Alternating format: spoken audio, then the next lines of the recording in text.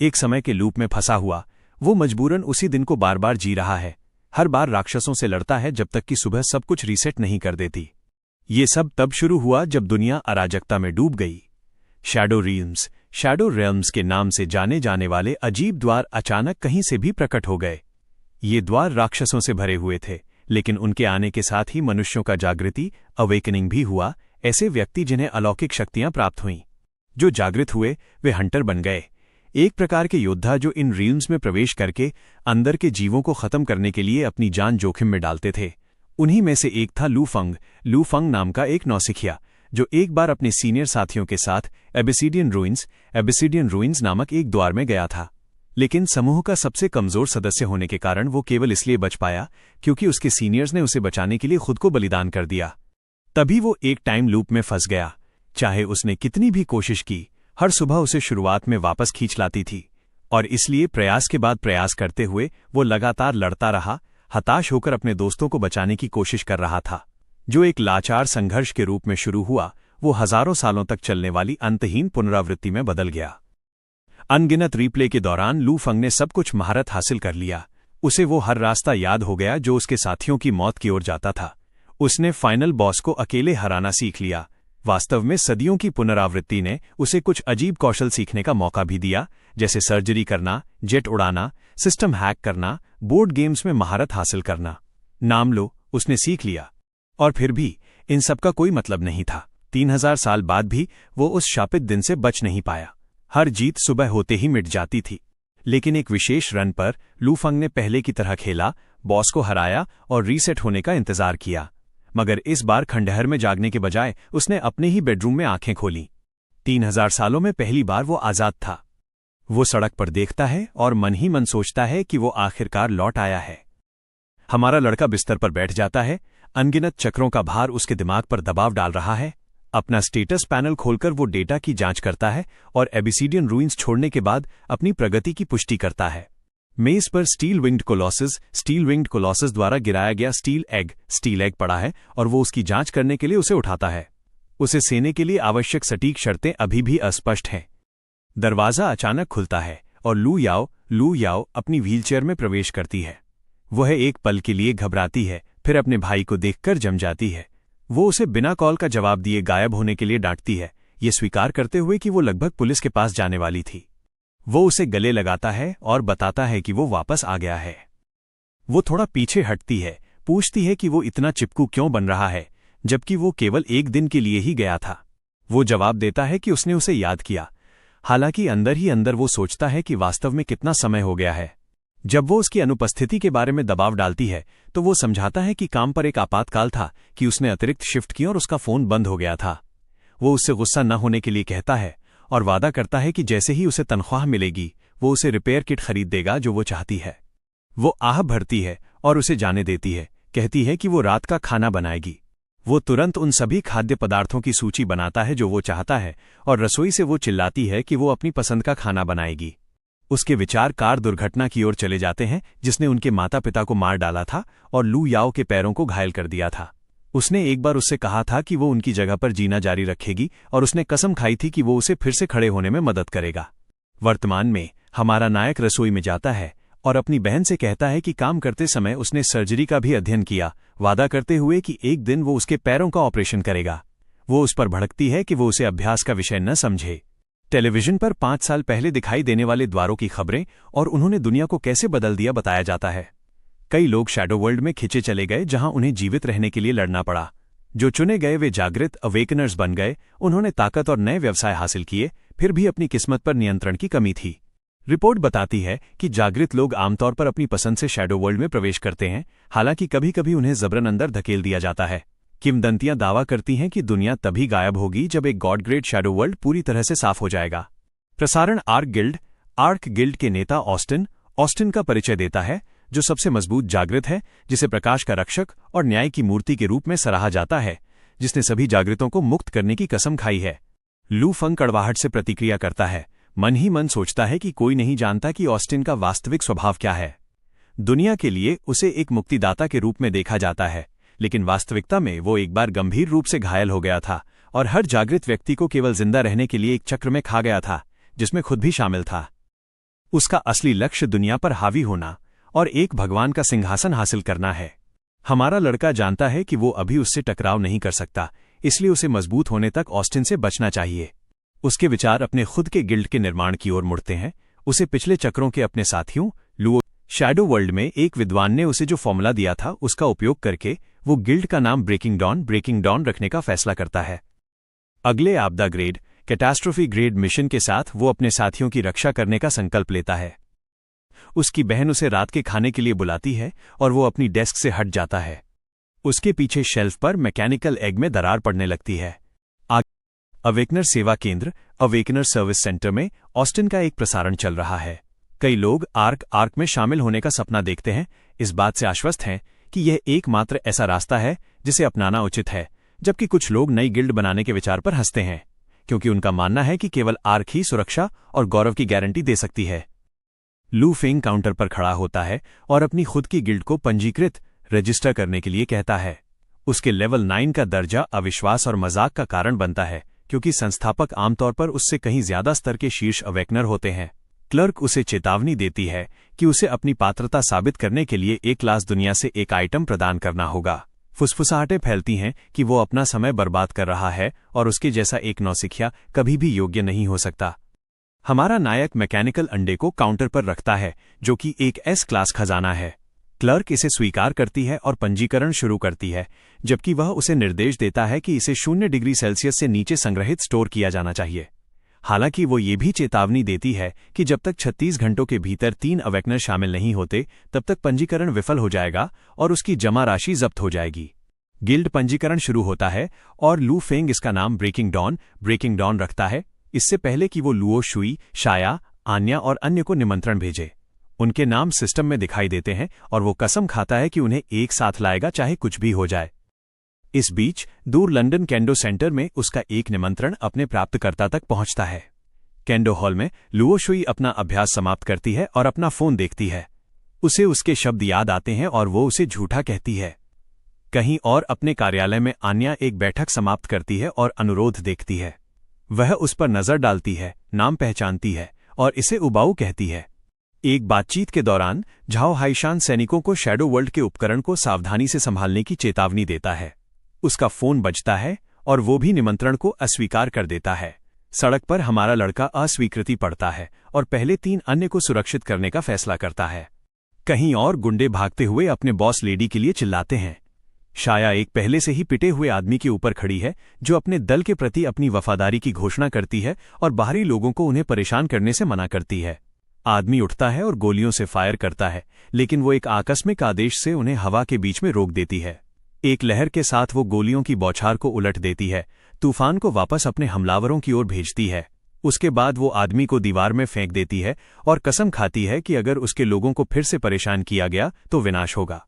वो तब तक हल्की सी मुस्कुराती है जब तक कि लू फेंग पीछे से बोलता है, उसे लगातार मुसीबत के लिए डांटता है। अपनी आंखें सिकोड़कर वो पूछती है कि वो कौन है। वो सीधे जवाब देता है कि वो उसे ब्रेकिंग डॉन में शामिल होने के लिए आमंत्रित करने आया है। शाया लेवल 9 के नौसिखिए द्वारा गिल्ड बनाने के विचार का मजाक उड़ाती है और उसके आदमी हंसते हैं, जोर देकर कहते हैं कि वो अपने बॉस को आमंत्रित करने की हिम्मत करने से पहले खुद को साबित करे। नायक आगे बढ़ता है और एक सीधे मुक्के से वार करता है। धमाका गली से होकर गुजरता है। एक ही झटके में सब कुछ एक तरफ फेंक देता है। उसकी आंखें चौड़ी हो जाती हैं। वो बताता है कि दोहराव, रेपिटेशन और महारत, मास्टरी सबसे सरल वार को भी विनाशकारी बना सकती है। वो एक साइकोटिक बस्ट के साथ जवाब देती है, मलबे और गोलियों को एक हिंसक लहर में फेंकती है, लेकिन हमारा नायक फिसल जाता है और असंभव गति से उसके पास आता है। उसके पीछे रुककर वो उसे बताता है कि वो बहुत धीमी है। शाया संभलती है और उस पर एक सस्ते चाल से जीतने का आरोप लगाती है, इसलिए वो केवल साइकोटिक शक्तियों का उपयोग करके एक फेयर मैच का प्रस्ताव करता है। वो डिब्बे की पंक्तियों की ओर इशारा करता है और शर्त लगाता है कि जो अधिक गिराएगा वो जीतेगा। वो सहमत होती है और आगे बढ़ती है। शाया अपने साइकोटिक बर्स्ट को खोलती है, डिब्बों को जमीन पर बिखेर देती है। शांति से लू फेंग अपनी आंखें बंद करता है, फिर जैसे ही वो साइकोटिक इंटरफेरेंस को सक्रिय करता है उन्हें खोलता है। हर डिब्बा गिर जाता है। वो उसे याद दिलाता है कि महारत हासिल होने पर साधारण कौशल भी चमक सकते हैं। प्रभावित होकर वो हार मान लेती है और उस तकनीक को सिखाने के लिए कहती है। वो सहमत होता है और उसे साइकोटिक क्वीन बनाने का वादा करता है। जैसे ही वो मुड़ता है वो अलविदा कहने के लिए हाथ उठाता है और ब्रेकिंग डॉन में उसका स्वागत करता है। लू फेंग दरवाज़ा खोलता है और लू याओ को बुलाता है, लेकिन घर के अंदर रात का खाना पहले से ही मेज पर करीने से लगा हुआ है। वो वहां छोड़ा गया एक नोट देखता है और एक हल्की मुस्कान उसके चेहरे पर छा जाती है। जब वो अकेला खाता है तो उसका फोन बजता है और जब वो जांच करता है तो उसे लिंगयू का एक संदेश दिखता है। वो बताती है कि गिल्ड में उसकी स्वीकृति केवल उसे बचाने के कर्ज को चुकाने के लिए है और ये केवल अस्थायी होगी। वो जवाब देता है कि हत्यारे का रास्ता उसके लिए उपयुक्त नहीं है, लेकिन वो उसे काट देती है और तुच्छ कारणों से उससे संपर्क न करने की चेतावनी देती है, इससे पहले कि वो अपना डिवाइस एक तरफ रख दे। हमारा लड़का एक पल के लिए उसके शब्दों का अध्ययन करता है और चुपचाप कसम खाता है कि उसे अंधेरे में नहीं रहने देगा। फिर वो जांच करने के लिए गिल्ड की स्थिति खोलता है, पाता है कि अब तक केवल 2 सदस्य ही शामिल हुए हैं और समय कम होता जा रहा है। केवल 4 घंटे शेष होने पर वो तय करता है कि तीसरा उम्मीदवार कौन होना चाहिए। एक संकरी गली में बारिश होती है जहां एक लड़का जमीन पर लेटा हुआ है। पुरुषों का एक समूह उसके पास आता है, उसका मजाक उड़ाता है कि वो कभी वापस नहीं लड़ता है, भले ही उसे पहले भी कई बार लूटा जा चुका हो। वे उसे रास्कल कहते हैं और यहां तक कि उसे बेच देने का सुझाव भी देते हैं। वो कांपता है और अपना सिर ढक लेता है क्योंकि सहपाठियों द्वारा धमकाए जाने की दर्दनाक यादें ताज़ा हो जाती हैं। उसके अंदर अंधेरा हिलने लगता है क्योंकि लाल ऊर्जा उसके शरीर से रिसती है। आभा बाहर निकलती है और परछाइयां एक राक्षसी रूप में बदल जाती हैं, जबकि लड़का ली शीजुन खुद से विनती करता है कि वो नियंत्रण न खोए। एक विशालकाय जानवर का सिलहूट उठता है और घबराहट में गुंडे वार करते हैं, लेकिन जानवर उनमें से एक को तुरंत निगल जाता है। बचे हुए लोग पीछे हटते हैं क्योंकि उन्हें एहसास होता है कि अब उनके सामने एक राक्षस खड़ा है। शैडो बीस्ट आजाद हो जाता है और अराजकता फैल जाती है क्योंकि लोग डरकर भाग जाते हैं। ये इमारतों से टकराता है, कंक्रीट को चीरता है। शीजुन को असहाय रूप से फेंक दिया जाता है और वो अपना सिर पकड़ लेता है, लेकिन जानवर अपना उत्पात जारी रखता है। नागरिक चिल्लाते हैं कि नाइटमेयर फॉक्स नियंत्रण खो रहा है और एक लड़की पास के एक आदमी से उसे रोकने की विनती करती है। वो केवल सिर हिलाता है, कहता है कि वो सिर्फ एक नौसिखिया है, कोई क्लास नहीं है, इस स्तर के दानव जानवर के खिलाफ शक्तिहीन है। अचानक एक तेज भेदी आवाज हवा को काटती है और प्राणी की चमकती आंखें उस पर टिक जाती हैं। हमारा नायक एक स्ट्रीट लाइट के ऊपर मजबूती से खड़ा है जबकि नाइटमेयर फॉक्स उसके सामने मंडराता है। राक्षस झपटता है लेकिन हर बार चूक जाता है क्योंकि उसके पंजे केवल खाली हवा को काटते हैं, उसे छूने में असमर्थ होते हैं। दर्शक सोचते हैं कि एक नौसिखिया कैसे बच गया, जबकि अनुभवी लड़ाके नहीं कर सके। लू फेंग अभ्यस्त सटीकता के साथ चलता है, हर हमले से फिसल जाता है। नाइटमेयर फॉक्स गुस्से में झपटता है लेकिन वो अडिग रहता है। वो जानता है कि अगर इसे अनियंत्रित छोड़ दिया गया तो उसकी ताकत और भी भयंकर हो जाएगी, इसलिए वो आगे बढ़ता है और जानवर को अपने पीछे खींचता है। पीछा शुरू होते ही वो दहाड़ता है। शीजुन उसे भागने के लिए चिल्लाता है, लेकिन इसके बजाय नौसिखिया उसे पकड़ लेता है और कसकर पकड़ लेता है क्योंकि नाइटमेयर फॉक्स उनके ऊपर मंडराता है। वो परछाइयों को जाने का आदेश देता है, लेकिन इसके बजाय रुकी उसे पकड़ लेता है और कसकर पकड़ लेता है, जबकि नाइटमेयर फॉक्स ऊपर मंडराता है। वो परछाइयों को बिखरने का आदेश देता है और काली ऊर्जा शीजून के शरीर में वापस चली जाती है। लड़का राहत भरी सांस लेता है, सोचता है कि जानवर उसे अब भी पहचानता है, लेकिन लू फेंग उसे ठीक करता है, ये समझाते हुए कि ये दानव जानवर उससे अलग नहीं है, ये वही है। शीजून सदमे में देखता है, जैसे उसे एहसास होता है कि वो राक्षस उसका ही एक हिस्सा है। उसे शैडो वर्ल्ड में अपनी पहली मुलाकात की यादें वापस आती हैं जब लेवल 1 पर शक्ति उससे अलग हो गई थी।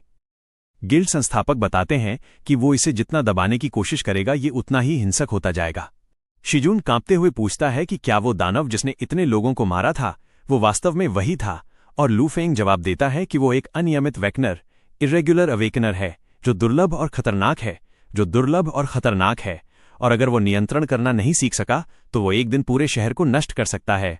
वो उसे याद दिलाता है कि वो अभी भी एक अच्छा बच्चा है, एक ऐसा व्यक्ति जो ऑल्स्टन जैसे नायकों की प्रशंसा करता है क्योंकि वो खुद भी एक बनने का सपना देखता है। शीजून स्पष्टीकरण की मांग करता है। हमारा लड़का उसे बताता है कि वे अनगिनत खतरों से एक साथ बचे हैं और वो उस पर एक बार फिर भरोसा करता है। वो शीजून को अपने गिल्ड में शामिल होने के लिए आमंत्रित करता है और उसे नियंत्रण सिखाने का वादा करता है, और शीजून आखिरकार उसके साथ जाने के लिए सहमत हो जाता है। शैडो वर्ल्ड के गेट पर एक दस्ता तैयार हो जाता है, लेकिन 2 सदस्य गायब हैं, इसलिए लीडर भर्तियों को बुलाता है। लू फेंग आगे बढ़ता है और शामिल होने के लिए कहता है। शाया उसके बगल में आती है। लीडर उसे देखता है और उसकी ताकत को स्वीकार करता है, लेकिन लेवल 9 के रुकी को अंदर आने देने के विचार पर स्कॉफ करता है और तुरंत मना कर देता है। शाया तुरंत आगे बढ़ती है और घोषणा करती है कि वो अपने बॉस के बिना प्रवेश नहीं करेगी। जब एक लेवल 24 साइकिक एक रुकी को अपना लीडर कहती है तो भीड़ में हलचल होती है और हालांकि अनिच्छुक वे आखिरकार उन दोनों को शामिल होने देते हैं। कुछ ही देर बाद पोर्टल घूमता है, लीडर दस्ते को एकजुट करता है और शाया उस लड़के के बारे में पूछती है जिसे उनके साथ प्रशिक्षण लेना था। हमारा नायक समझाता है कि वो अभी भी उपचारात्मक पाठों में व्यस्त है। वो आह भरती है, अब भी, जबकि वास्तविक दुनिया अधिक खतरनाक होती जा रही है, वो अभी भी क्लास में फंसा हुआ है। जब वे पोर्टल की ओर बढ़ते हैं तो शाया पूछती है कि उसका बॉस अपने गिल्ड के लिए 7 सदस्यों को इकट्ठा करने पर जोर क्यों देता है।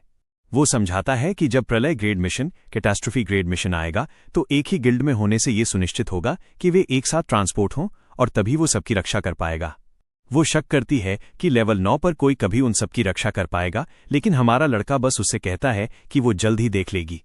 वे गेट से गुजरते हैं और एक जमी हुई चट्टान पर पहुंचते हैं। ये डी ग्रेड शैडो वर्ल्ड है जिसे द ग्रेटोन स्नोफील्ड के नाम से जाना जाता है। के बारे में शिकायत करती है जबकि बाकी लोग आगे बढ़ते हैं। लीडर पूछता है कि क्या कोई इस दुनिया को जानता है, लेकिन किसी ने इसे पहले नहीं देखा है, इसलिए वे मानक योजना का पालन करते हैं। एलीट का शिकार करें, जादुई क्रिस्टल इकट्ठा करें, अंतिम बॉस को हराएं, फिर भाग जाएं। जैसे ही वे सहमत होते हैं, एक महिला एक चमकदार नीली तितली के लिए पहुंचती है और जैसे ही वो उसे छूती है उसका शरीर जमने लगता है और वो डर से चिल्लाती है। पेड़ों से चमकदार तितलियों का एक तूफान नीचे आता है जो हर उस चीज को जमा देता है जिस पर वे उतरती हैं। घबराहट फैल जाती है क्योंकि पुरुष मदद के लिए चिल्लाते हैं, उनके शरीर बर्फ में बदल रहे हैं। लू फेंग पीछे हटने के लिए कहता है, चेतावनी देता है कि ये स्पिरिट बटरफ्लाई बेसिन है और ठहरने का मतलब निश्चित मौत है। दूसरे भागने के लिए दौड़ते हैं जबकि केवल वो और शाया वहीं रुकते हैं जहां वे हैं। कुछ पीछे मुड़कर देखते हैं और बड़बड़ाते हैं कि रुकी खत्म हो गए हैं। वो उससे जाने की विनती करती है लेकिन वो मना कर देता है, कहता है कि तितलियां टालने का खतरा नहीं है बल्कि प्रशिक्षण का मौका है। वो शांति से उसे लड़ने का आदेश देता है और उसके आदेश पर वो भागते हुए जीवों के खिलाफ एक साइकिक बर्स्ट जारी करती है।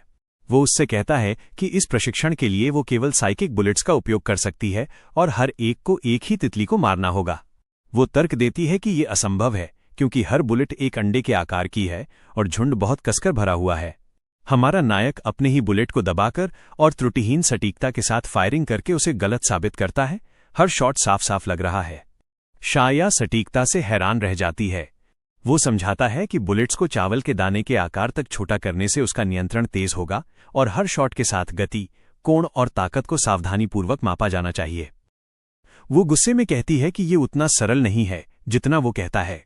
फिर वो उसे अपना कार्य देता है, मारने के लिए 2000 तितलियां। हर अतिरिक्त अनजाने हिट को भी उसके कुल में जोड़ा जाता है। वो इसे बकवास कहती है लेकिन वो खिंचाव लेता है, कहता है कि वो थक गया है और सोने चला जाता है। शाया उसे दूर जाते हुए देखती है और अंतहीन झुंड के सामने अकेली खड़ी होकर वो सोचती है कि क्या वो वास्तव में इसे अकेले संभाल सकती है। शाया तितलियों के तूफान के नीचे फड़फड़ाती है, चिल्लाती है कि वो घर जाना चाहती है। हमारा लड़का उसे एक पोषण देता है और उसे पीने के लिए कहता है, इसलिए वो पी लेती है। तरल उसके अंदर फैल जाता है और उसे एहसास होता है कि तितलियां अब उसके शरीर की गर्मी के चारों ओर नहीं घूमती हैं। वो सोचती है कि क्या ये अदृश्यता है, लेकिन वो समझाता है कि यह केवल एक F क्लास हीट ब्लॉकर है जिसका उद्देश्य उसके प्रशिक्षण के दौरान उसकी उपस्थिति को छिपाना है। वो पूछती है कि क्या उसने ये जानते हुए तैयार किया था कि वे ग्रेटोन स्नोफील्ड आएंगे, और जोड़ती है कि शैडोगेट केवल ग्रेड का खुलासा करते हैं, अंदर की दुनिया का नहीं। वह उससे प्रशिक्षण जारी रखने के लिए कहता है। नायक बड़बड़ाता है कि 3000 वर्षों के दोहराव के बाद उसने शैडो वर्ल्ड के लगभग हर फॉर्मूला और रहस्य को याद कर लिया है। वो संघर्ष करती है और चिल्लाती है कि हजारों साल भी उसे सक्षम नहीं बना पाएंगे। उस पर घूरते हुए शाया कोसती है, ये विश्वास नहीं करती कि वो वास्तव में 3000 साल जिया है। बॉस कहीं और शव बिखरे पड़े हैं और जीवित बचे लोग सोचते हैं कि डी क्लास वर्ल्ड में मरने वालों की संख्या इतनी अधिक क्यों है। उनका लीडर बताता है कि आइस एट्रीब्यूट वाले जीवों से निपटना कठिन है। लाल मेंटिसों का एक झुंड पेड़ों से फूट पड़ता है और वो सभी को सावधान रहने की चेतावनी देता है। उनमें से एक विशाल होता है, उसकी दरांती लाल चमक रही होती है। समूह लड़ता है लेकिन झुंड समाप्त नहीं होता क्योंकि मेंटिस उन्हें फाड़ देते हैं। उनकी संख्या जीवित बचे लोगों को अभिभूत कर देती है। एक विशाल लाल मेंटिस नीचे गिरता है और पुरुषों को चीर देता है, और लीडर की आंखें चौड़ी हो जाती हैं क्योंकि उसे एहसास होता है कि यह एक एलीट वॉइड रिपर है। शाया अपनी स्ट्राइक पूरी करती है और खुश होती है कि वो सफल हो गई, लेकिन जब वो इसे साझा करने के लिए मुड़ती है तो वो देखती है कि लू फेंग चला गया है। वह बड़बड़ाती है कि इस दुनिया में प्रवेश करने का उसका कोई अन्य कारण रहा होगा। जीवित बचे लोग मेंटिसों से घिरे खड़े हैं, जबकि एक गुलाबी बालों वाली लड़की घबराकर देखती है, जबकि लीडर लड़ता रहता है लेकिन राक्षस उसे भी मार डालता है। एक पंजा लड़की की ओर झूलता है क्योंकि वो अपना चेहरा ढालती है, और इससे पहले कि वो उतरे हमारा नायक अंदर कदम रखता है और एक स्लैश से उसे मार देता है। झुंड उस पर टूट पड़ता है, लेकिन उसकी स्ट्राइक उन्हें साफ साफ काट देती है। लड़की आंखें फाड़कर देखती है, ये महसूस करते हुए कि ये वही रुकी है जिसे सबने खारिज कर दिया था। लू फेंग आगे बढ़ता है और एक और मेंटिस को एक ही वार से मार देता है। लड़की उसे धन्यवाद देती है, लेकिन वो चुपचाप दूर हो जाता है। मेंटिस का सिर चट्टान से गिराते हुए वो उसे नीचे गहराई में गायब होते हुए देखता है, जबकि वो उसके पीछे खड़ी होती है। वो पूछती है कि वो क्या कर रहा है, और एक फुफकार छाया से उठती है क्योंकि कुछ बर्फ से ढकी चट्टानों के नीचे हिलता है। एक स्नोफील्ड जाइंट सेंटीपीड बाहर निकलता है और वो सदमे में देखती है, ये महसूस करते हुए कि उसने अंतिम बॉस को बाहर निकाल लिया है। हमारा लड़का आगे बढ़ता है और कहता है कि दो हैं जैसे ही जमीन खुलती है और एक और विशाल सेंटीपीड निकलता है। लू फेंग पीछे हटने के लिए चिल्लाता है क्योंकि स्नोफील्ड जाइंट सेंटीपीड चट्टान से टूटता है। जमीन टूट जाती है